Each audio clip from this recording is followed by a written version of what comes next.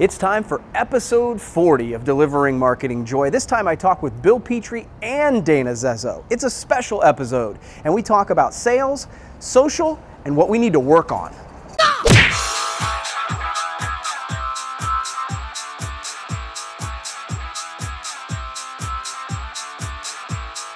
Hey everybody, and welcome to another special edition of Delivering Marketing Joy. I am your host, Kirby Hasseman, and I'm really excited this time because it's going to be the first time on Marketing Joy that I've actually had two guests. Super excited about that.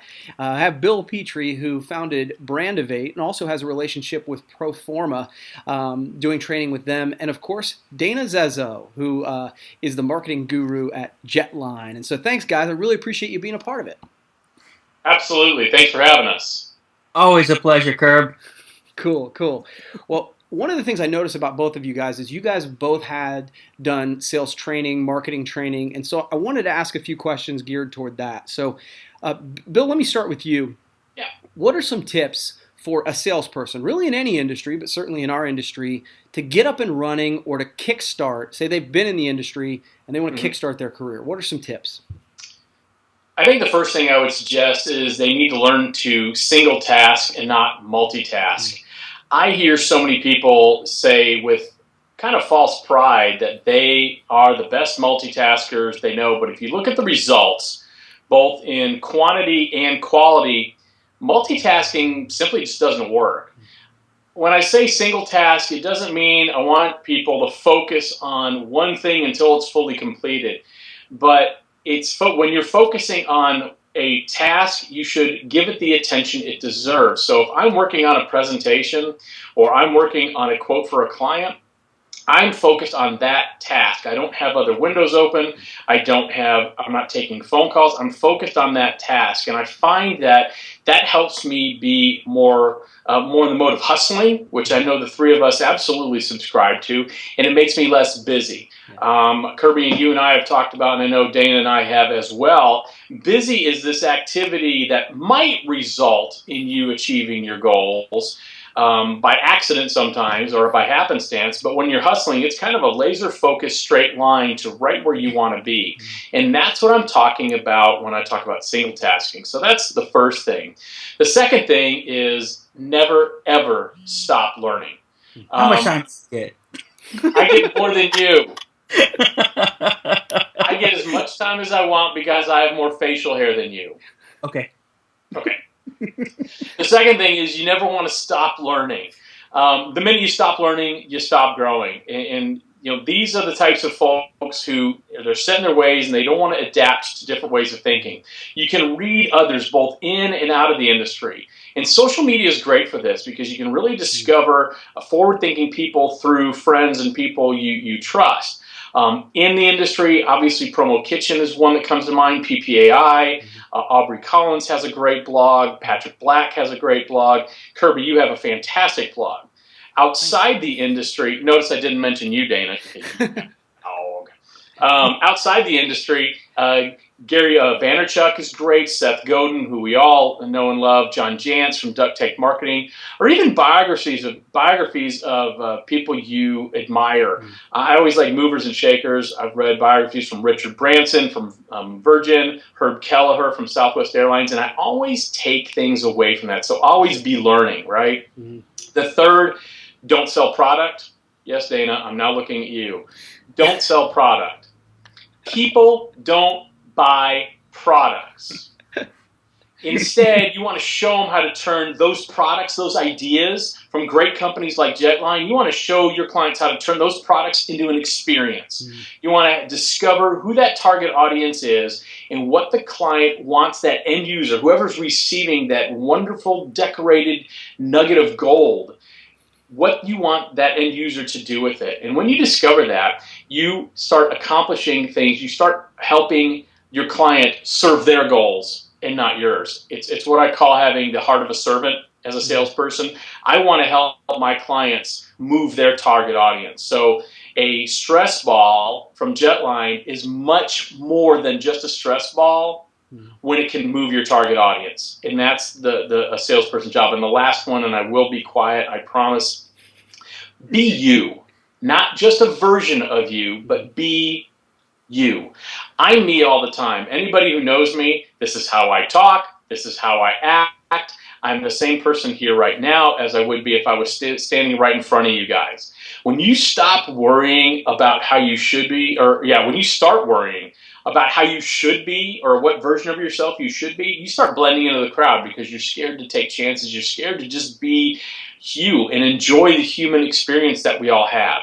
So you have to be different. It's really about differentiation. And the best way to be different is to be you, because there's only one of each one of us in all areas, and it's being authentic. So I think those are the 4 things that come to mind when you ask that, Kirby. No, that's great stuff, Bill. And I think there's a lot of people out there who hopefully will take that to heart. So that's really good, Bill. I appreciate it. And Dana, I appreciate your patience. It's the longest I've heard you be quiet for a long time. And so I'll give you the next question. Let's lean on social. I don't even get the same question. Yeah, you don't get the same question. Darn. I wanted to lean on social a little bit. What are some tips, 2 or 3 tips that you can tell someone to start doing or stop doing right now that will help their sales? I talk about it in a lot of my conversations and my presentations. I use the analogy of a threshold in a doorway. And it's like this. If you were out in the parking lot and you were having open dialogue with, say, some colleagues, you would have a vocabulary that was probably very risque with very comfortable friends. Mm-hmm. And you were going into a public place, and you're walking towards the public place. And that public place, that doorway, is called social media.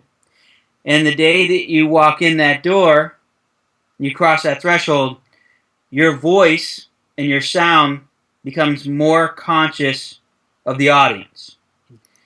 Doesn't mean not to be who you are. Bill made a comment about you have to be who you are, and that's why social works, just because people can really see the authenticity of a person. Mm-hmm. But you wouldn't have the same kind of vocabulary in the parking lot that you went into a public place. If you can be conscious of that when you step into social, so the threshold you cross is a threshold of, I'm going to adapt social as part of my selling strategy and building long-term successful relationships in this world of sales, regardless of the industry. I need to be conscious of my vocabulary in that new room, not in the parking lot with my buddies anymore. So what you need to do is be yourself, but be cognizant of the people that are going to obviously see what you're writing, mm-hmm. posting, the pictures, the jokes you think are funny that other people don't. One great example of my effort of this would be, I'm an avid outdoorsman. If I'm not working, I'm in the woods. And that's either picking up trash for society, hiking, bow hunting, fishing, kayaking, stand-up paddleboard. And there's one in there that I might have buzzed right by that would be really offensive. So you'll never see me post a picture of a mammal, and I emphasize mammal, that I have harvested, because I find it could really offend part of my audience. It seems like you can kill fish all the time and hold them up in the picture and no one cares. But you post a picture of a mammal, man, and you got a lot of the world freaking out. Now, I don't hide the fact that I'm an avid outdoorsman, but we all can define outdoors differently. So, number one, just be cognizant of you crossing that threshold, that you're going to use the social platform to build relationships and be respect. I think it's a respect thing. It's not even not being true to yourself. It's respecting the people that would be, not very sensitive about something. And that doesn't mean, like kind of like what you guys do with Salt and Pepper. That's not the same. It is like a dead animal or a political thing or a religious thing. You got to kind of control the throttles on all those. The other thing is very simple. It's just, can you at least tell people who you are? Fill out your profiles.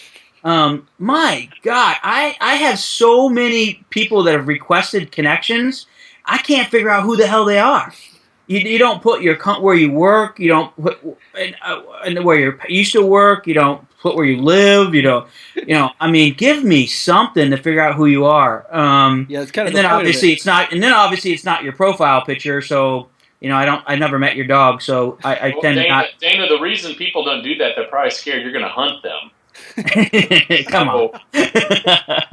But just fill out your profile. Social media works because it's making it's drawing conclusions from certain questions. Where do you work? Where do you live? Where'd you go to college? Where'd you go to high school? What are your hobbies? It needs that data, and then it will work for you. If you fight that, you'd be the first to complain that social media doesn't work. It doesn't work because what's happening is you're sending out connections requests via any platform, and people cannot figure out who you are. So my tip would be to start, if you have not filled out your profiles correctly or fully, please do that so that when people are searching, come across you, they're like, oh yeah, I met them at that event last week. I'm going to connect. But give them the ability to figure out who you are. That's great. Okay, so one quick question for both of you, and then I'm giving you guys one chance to ask me a question. For both of you, really quick, we'll start with Bill. What is the one thing you need to work on to be better? I think it's something all of us need to work on to be better, and I'll call myself out. I need to listen better. There's too many times I listen with the intent to respond than with the intent to really hear what people are saying. I think I'm better about that than I was, 2, 3, 4 years ago, but it's a continual work in progress for me. Dana?